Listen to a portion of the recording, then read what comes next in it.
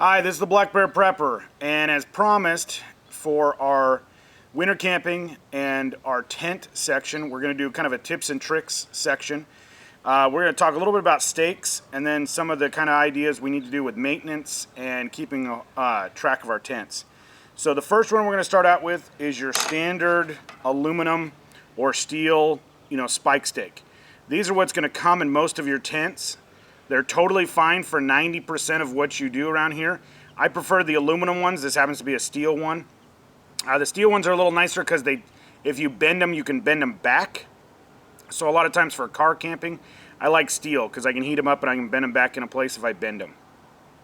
Now, as far as these can also be used as dead mans, so if you've only got these with you, my tip of these is tying off to the center and then burying these in either in the sand or the snow, and that will keep them from coming back out.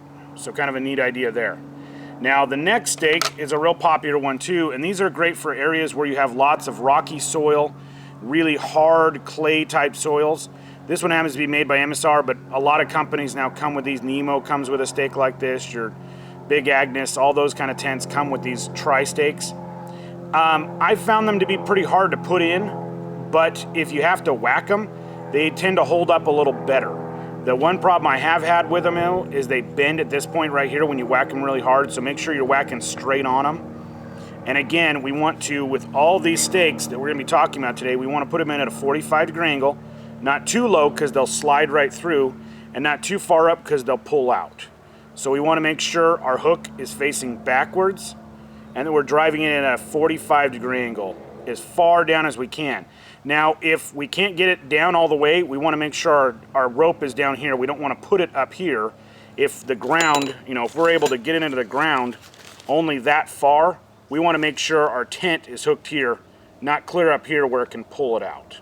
We don't want the leverage that can happen from that. So we want to make sure it's as low as we can. The next anchor is kind of a neat one, and you can make these yourself or you can buy them. They're not too expensive. These happen to be made by Sierra Designs. This is a sand, snow, and rock anchor. Now this is, what it allows you to be able to do is it's like a parachute. So you can see we've got cables down here in the bottom. We can fill this full of rocks if we're in an area where we're actually on granite. And in the Sierras, that sometimes happens a lot. If we're out in the sand, we can fill them full of sand, or we can fill them full of snow and bury them. So a lightweight option to really have a super strong anchor. The only problem I have with them is it's sometimes hard to get them out of the snow because they tend to freeze in there. So you got to dig them up, and sometimes you cut them when you're pulling them back up. So not totally the worst idea ever, but like I said, fill them full of rocks, put whatever you've got in there, soup cans, whatever, and sometimes that will help hold down parts of your tent. I use these a lot of times in the snow for taking down my vestibules. Remember that porch out the front? There's nothing to hold that down, so sometimes burying these in the snow really helps. And they're cheap and light, so a lot cheaper than some of the other options out there. For sand and snow stakes, this is my favorite sand and snow stake. These you can buy on eBay for about 10 bucks for 5 or 6 of them or 10 of them. And for about $1.99 to $3, you can get a stake that looks like this from REI and MSR. These are a little thicker, a little heavier duty, so they tend not to break. These are a little wider, so they tend to catch a little bit better in the soft snow. Either one works really well. Again, these are meant to be put at this angle with the cup facing towards the tent and the hook right here. So you slide it down as far as they can and they freeze in at night. So even if they don't feel too strong when you first put them in, they tend to freeze up pretty good through the night and they're pretty solid. And then a hook on top is to keep it from sliding off. So that same 45-degree angle. Now again, we can use these as dead men. If we only had these, we can actually hook onto this. You remember, the U goes towards the tent. We can bury this in the snow, and in the morning, you'll have a hard time getting these out. We still want to always take them out, though. We want to find them, so we're going to put some paracord on there to loop it up. Good idea to put those on, or if we're going to do guidelines, same idea here. Very light option for a very strong stake in the sand and in the snow. I tend to think they work better in the snow than they do the sand because the sand tends to be a little harder. So if I'm going to use them for sand, I like these thinner ones versus these wider ones because you don't go in the sand very well. If we're full out, maybe we're climbing Whitney or somewhere like that where we're having a problem even getting anything in the ground, this is a ice screw. I've used these before to anchor a tent down. Not something I hope to, because these are fairly expensive. You're going to pay about 60 bucks for something like this. The little handles, I recommend definitely getting ones with the little handle on here to make them so they'll tear in. And having at least 4 tips on them, make sure they're nice and sharp. You know, I've got a dinged one right there. I need to go back and resharpen. And screw that guy all the way into the sand, or into the ice there, and it ain't coming back out. So kind of a good idea, and then just back them right back out when you need to. Make sure you keep your caps so they don't tear open your bags. Next thing is here, this is called a snow picket. These are made by MSR and a couple other companies. SCM, I think, is called CSM, something like that. Makes another type of these that work really well. I have both versions. I like the MSR ones. They tend to be a little better. The nice thing about the different holes is, as far as you can drive it in, you can put a little carabiner. I take those little cheap carabiners and put them on there, so I can put them anywhere in here as far as I can get them driven in the snow. This is really great for your vestibles. This is what I use 99% of the time when I'm backpacking with the Scouts, because the reason that I can pull these out super easy in the morning. I grab onto them, wiggle them back and forth a couple times, and they come right out. And it allows me to adjust for different depths of snow. So something really to think about. Again, this is placed with the whole side facing the tent at a 45-degree angle, and then attached here, and allowing that back brace to really, you know, hold that snow. And these are amazing. I've only had one of these ever pull out, and that was a pretty wicked storm that pulled one of these out, and it was pretty soft snow. So definitely something to think about. As far as maintenance wise on your tent, we want to check and make sure we're not having any crumbling of our seams. So remember, the seams are overlapped seams, so we're going to have a seam that is sewed down and then taped. That tape can actually flake right off sometimes, and that's usually from improper storage or storing it when wet. So we want to store tents, sleeping bags, backpacks, all those things inside your house. Putting them in your garage is never a good idea. Rats love stuff like this. Your tents, your sleeping bags, your pads, all those kind of things. The heat is really hard on your tents, and that's usually when you'll see a tent where the seam tape is all gone away and it's actually starting to flake off. So we want to check our seam tape. We want to make sure that if our tents get dirty, we wash them just with water. We don't want to use any bleaches or anything like that that can degrade the tents. And again, storing them in a climate-controlled environment. Right around that 70-degree mark is where we're trying to hope for. So 65 to 80 degrees, 70 degrees being that Goldilocks kind of area. And your tents will last, you know, I've got tents that are 20 years old that look like they're brand new.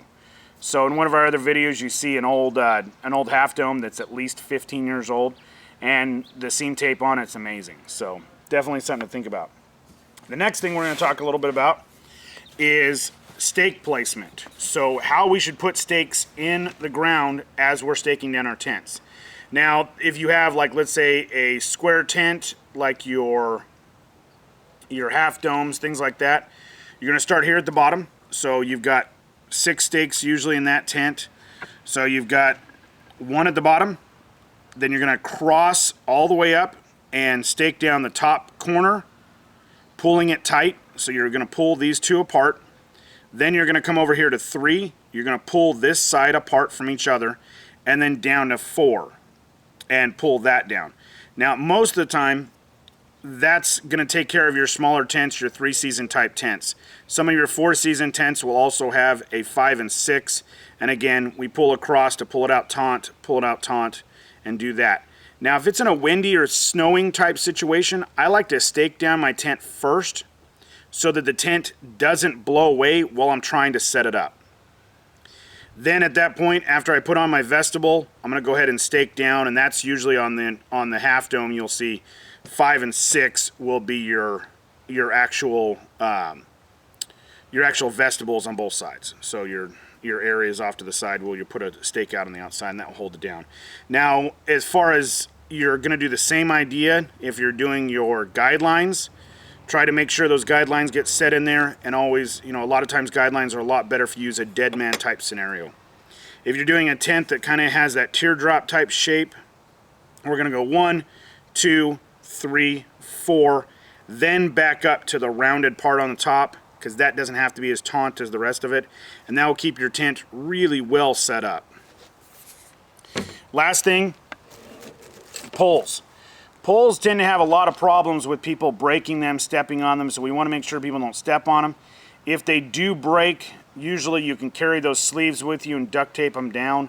A lot of companies do remake poles for you if you need them to be remade. The biggest thing I can tell you for taking care of poles is don't whip them out while we're setting them up. So if we're setting there, we don't want to sit there and whip this pole out and let it slap back into place, because that's usually how they bend and break. Now you can see that this pole has a natural arch to it. We want to make sure when we put it in the tent it's got that natural arch. Not all poles do, but if you have a pole that does, make sure you're doing that. The other thing is when we take it down, we don't start at one side and work our way to the other side. That over tightens the cable that's inside these. This has a stretchy cable inside, and that will over tighten that cable and cause it to fail. And if it fails, it's really hard to set up your tent when you're out in the snow. So we want to start in the middle. So we're going to pull our middle pole out. And this doesn't have to be perfect, but you know, best we can. And then we're going to go from the middle, pulling, and that evenly tensions the cable all the way through. So it allows them to be not wearing out that cable, so you're not replacing that every year. Again, storing your tent inside will help more with having that cable last longer than anything else. So again, somewhere in your house, your closet, whatever that is, your tents are very expensive, probably one of the more expensive items you have. And more of the safety side of this, if your tent gets really brittle from being put too much in the heat, it can easily rip apart when you're out in the snow or out in the wind or out in anywhere. And we don't want to have to be duct taping a tent back together. So this is the Black Bear Prepper, as always. If you have any questions, feel free to ask them at the bottom. If you have any ideas on how we can improve our videos, or if you have any ideas that you want to do for next videos, feel free to hit those up. Like and share, and as always, have a great day.